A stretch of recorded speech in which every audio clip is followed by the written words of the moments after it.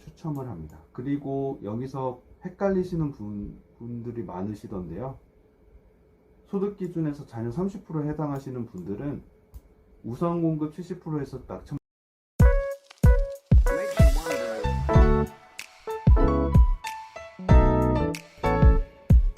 유튜브 여러분 안녕. 저는 재테크하는 30대 청년가장 김가장이라고 합니다. 저는 앞으로의 상기 신도시에 대해서 신혼부부 특별공급을 여러 가지로 알아보고 있는데요. 오늘은 여러분들과 함께 관련돼서 상기 신도시의 민간 사전청약 그리고 공공 사전청약의 자격 조건과 선발 기준에 대해서 공유하고자 합니다. 제 영상을 보시고 많은 분들이 저와 함께 상기 신도시에 당첨돼서 같이 이웃으로 만나서 재테크도 같이 이야기하고 커피도 마시고 그런 깔끔한 도시에서 사는 그런 날이 왔으면 좋겠습니다. 그럼 영상 시작하겠습니다.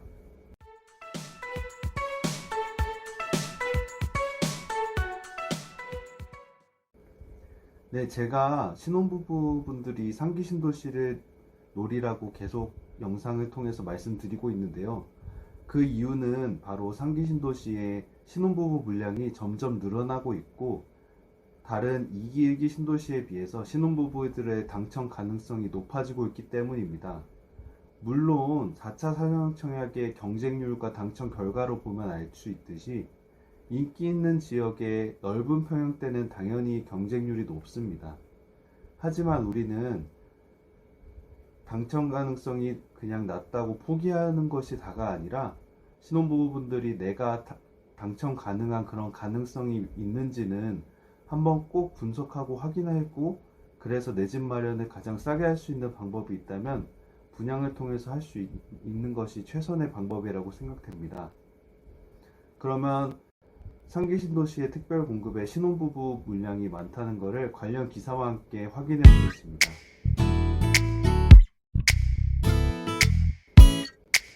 해당 기사는 작년 10월에 나온 기사인데요. 2차 사전 청약에 관련된 그때 기사입니다. 제목은 상기 신도시 특공만 85%, 신혼부부 무주택자라면 두드려라 라는 기사입니다. 이런 기사를 나올 수 있었던 이유는 바로 제가 앞서 설명드렸던 신혼부부 물량이 점점 증가하고 많기 때문입니다. 2차 청약에서 신혼부부 특별공급과 신혼희망타운 그리고 생애 최초 특별공급을 합치면 모두 73%나 됐다고 합니다. 이는 상기 신도시의 모든 물량에 대한 73%가 신혼부부 관련된 특별공급에 해당되는 것은 아니지만 약 절반 이상이 신혼부부 희망타운 그리고 신혼부부 특별공급, 생애 최초 특별공급에 지원할 수 있다는 점이 엄청난 메리트입니다. 그래서 올해부터 시작되는 공공사전청약과 그리고 본격적으로 내년부터 시작되는 민간사전청약에 대해서 자격 조건과 선발 조건을 미리 숙지해서 주거 계획을 그리고 당첨 가능한 그런 전략을 잘 짜시길 바라는 마음의 영상을 공유 드리고 있습니다. 자, 앞서 설명한 것처럼 상기 신도시가 신혼부부에게 엄청난 기회가 되는 건 맞는데 그것을 어떻게 알 수 있었는지를 간략하게 제가 공부했던 것을 공유 드리겠습니다. 총 물량의 50%가 신혼부부에게 제공된다는 게 상기 신도시의 신혼부부 메리트인데요. 생애 최초와 신혼 특별공급을 합했을 그런 평균 물량을 계산한 것입니다. 먼저 민간 분양을 보았을 때 신혼부부 특별공급 비율은 20%, 생애 최초 특별공급 비율은 20%라 해서 민간 분양은 총 40%가 신혼부부가 지원할 수 있고요.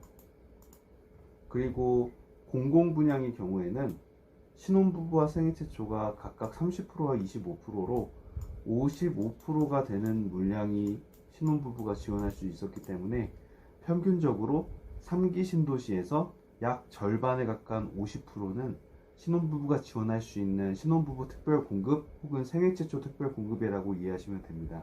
해당 물량의 50%는 수도권의 신혼부부 무주택 세대수를 추산해 봤을 때 3세대 중 1세대는 당첨이 가능한 그런 확률입니다. 상기 신도시의 총 물량은 남양주 왕숙부터 하남 교산, 인천 계양, 고양 창릉, 부천 대장을 합쳐서 약 18만 세대이고요.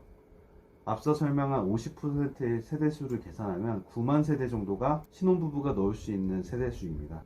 반면에 통계청에서 수도권의 무주택 신혼부부 세대수를 약 추산하면 33만 세대가 됩니다.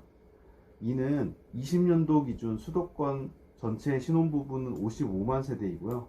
이 중에 무주택 비율은 약 60%에서 계산된 것입니다. 이외에도 소득이나 자산 기준이 초과되는 그런 세대를 제외할 시에는 약 33만 세대보다 더 줄어든 그런 경쟁률이 되기 때문에 33만 세대 중에서 9만 세대를 선발을 하니까 3세대 중 1세대가 당첨 가능하다는 그런 계산이 나오게 됩니다.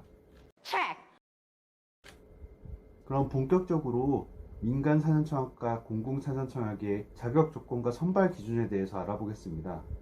먼저 자격 조건입니다. 민간사전청약의 경우에는 예비 신혼부부나 한부모 가족이 지원할 수 없고 신혼부부만 지원할 수 있고요. 공공사전청약의 경우에는 혼인신고 전에 예비 신혼부부나 한부모 가족이 지원이 가능하다는 점이 비교가 됩니다. 또한 청약통장은 6개월 가입 경과된 조건은 공통적이지만 민간사전청약의 경우에는 지역과 면적별로 예치금이 있어야 하고요. 공공사전청약은 6회만 납입되어 있으면 괜찮습니다.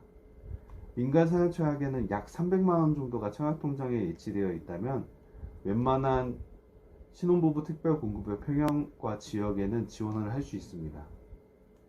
그리고 소득 기준에 있어서 민간사전청약은 소득이 높아도 지원할 수 있는 그런 배정 물량이 있고요. 반면에 공공사전청약은 외벌이 130호까지만 지원할 수 있다는 제한이 있습니다.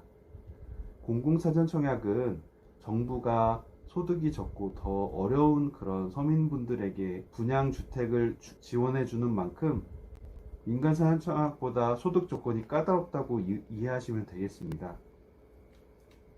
해당 의도와 마찬가지로 민간사전청약에서는 자동차의 자산 기준을 보진 않지만 공공사전청약에서는 약 3천만원 정도의 이하 자동차 자산 기준을 보는 것 또한 비교가 됩니다. 이외에는 1순위 조건이 자녀가 있어야 한다는 점과 세대 구성원도 지원 가능하고 세대주는 꼭 아니어도 된다는 공통적인 지원 자격 조건이 있습니다. 그리고 두 번째로는 공공청약 그리고 민간청약의 선발 기준을 확인할 건데요. 두 가지 민간 공공 모두 첫 번째는 소득을 기준으로 배정 물량을 비율을 나눠서 배정합니다. 우선 민간사전청약엔 맞벌이 120%를 우선 50%로 먼저 제공을 하고요. 공공은 같은 소득 기준으로 70%를 먼저 제공을 합니다. 여기서 큰 차이점은 바로 소득 제한이 없는 배정 물량이 민간사전청약에 있는 것인데요. 자녀 50%를 소득 제한이 없는 신혼부부들에게도 제공을 하고 있다는 점이 공공사전청약과의 차이점이라고 볼 수 있습니다. 그리고 두 번째는 자녀가 있어야지 1순위에 선발을 한다는 점은 공통점이었습니다. 그리고 세 번째로는 민간사전청약은 가점 없이 해당 지역에 거주하는지를 먼저 확인해서 먼저 30%를 배정을 해줍니다. 반면에 공공사전청약은 총 13점으로 이루어진 가점을 통해서 앞서 소득 기준에서 우선 70%를 먼저 선발을 하는데요. 총 13점에는 소득 기준과 자녀 수 그리고 해당 지역의 거주 기간 등이 총합되어 13점 만점으로 선발을 하게 됩니다. 그래서 가점도 똑같다면 그 이후에 추첨을 합니다. 그리고 여기서 헷갈리시는 분들이 많으시던데요. 소득 기준에서 자녀 30%에 해당하시는 분들은 우선 공급 70%에서 낙첨된 분들과 함께 추첨을 하고 가점을 보지 않는다는 점은 잘 알아두시고 가시면 되겠습니다. 반면에 민간사전청약은 해당 지역 30%를 배정하고 기타 경기도의 20, 그리고 서울이나 인천 거주에게 50%를 제공하고 거기서도 당에서도 경쟁이 일어나고 경기도에서도 경쟁이 일어나면 자녀 수가 많은 사람을 먼저 선발하게 됩니다. 이후에 자녀 수가 예를 들어 2명으로 갔다면 2명에서도 추첨을 통해서 선발을 하게 됩니다. 이렇게 저와 함께 민간사전청약과 공공사전청약의 자격 조건과 선발 기준을 알아보았는데요. 제가 특징적으로 말씀드렸던 부분들을 잘 숙지하시어 자신에게 유리한 청약 조건이 어떤 것인지를 확인하시는 것이 중요하다고 생각됩니다. 신혼부부분들에게 이번 상기신도시는 절대 놓치면 안 되는 엄청난 기회라고 생각되기 때문에 많은 여러분들이 제 영상을 보시고 조금이라도 도움이 되어 당첨이 되셨으면 좋겠습니다. 그러면 앞으로 저는 더 좋은 영상으로 함께 찾아뵙겠습니다. 시청해주셔서 감사하고 구독과 좋아요 부탁드립니다. 그럼 안녕히 계세요.